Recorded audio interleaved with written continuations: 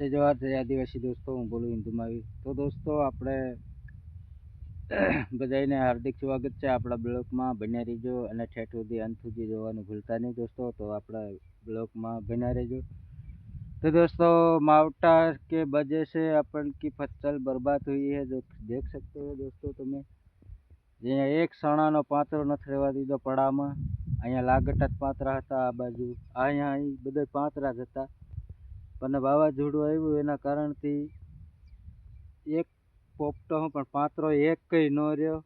અને જે આપણે ભેગા કરેલા હતા ને એ પણ ઉડાડ નાખ્યા છે. એટલે ઢાંક્યા ગમે એ કરી પણ કાંઈ ન રહેવા દીધું. તો આ તમે જોઈ શકો છો, અહીંયા આ રીતનું કંઈક અલગ કરી નાખ્યું છે. અને વરસાદ આવ્યો અને વાવાઝોડું મિત્રો એવું હતું તેની વાત જ જવા દે. શું કરવું હવે આમાં? ફસલ બરબાદ આપણે ચોમાસામાં ન ફાવ્યા ને અત્યારે ન ફાવા દીધું. એમાં શું કરીએ? આપણા હાથમાં તો કાંઈ છે નહીં ભાઈ. તો તમે જોઈ શકો છો અહીંયા અતિથી નુકસાન છે માણસને બધાને, ઘઉંને વાળાને બધાને બહુ નુકસાન છે. જેને લેવાઈ ગયા એને તો સારું છે, જેને નથી લીધા એને તો નુકસાન ઘણી છે ભાઈ. શું કરવું? આપણા બ્લોકમાં તમે બનાવી દો તો તમને ઠેક સુધી આપણે દેખાડશું. આમ જોઈ શકો છો, લાગટ પાંતરા હતા અહીંયા, બધાય ઉડાડી નાખ્યા. ઉડાડ નાખ્યા, કાંઈ ન રહેવા દીધું. ઓલા ભાઈ પૂછે છે કે શું થયું છે. જોઈ શકો છો અહીંયા છે શેણા, આ બધા દુખી નાખ્યા છે.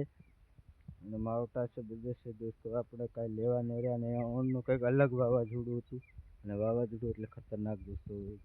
અહીંયાથી અમને ભાગવાની ખબર ન પડી. અને સામું દેખાય નહીં. કેટલે ઝાડવા પાડી નાખ્યા, કેટલી ઓયડી ઉલાળી નાખી, કેટલા માણસને મૃત્યુ પામી ગયા, કેટલી નુકસાન આપણા જિલ્લાની અંદર, ગુજરાતમાં બહુ જ નુકસાન. તો આપણા બ્લોકમાં બન્યા રહીજો.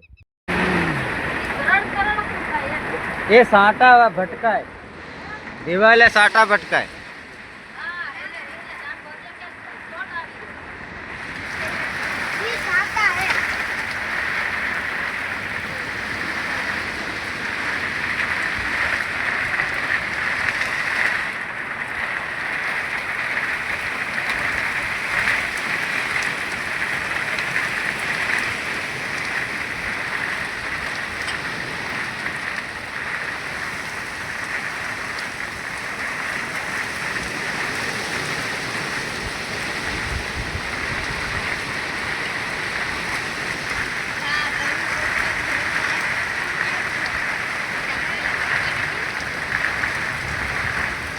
ઉનાળાનું વાવાઝોડું કોલમ્બસ.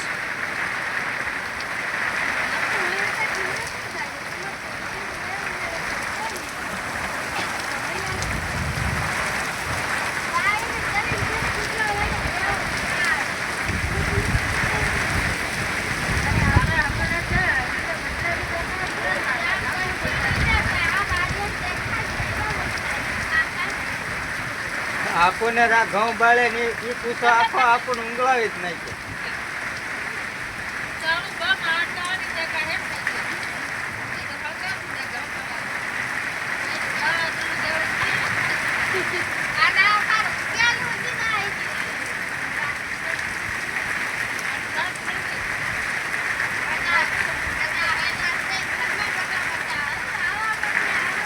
અરે હજુ આ બે જણિયા આ હરે ત્યાં હમણાં જ નકળી, હજુ નકળાયું નથી લાગે. આ હરે ઉતરેલું શું ખબર.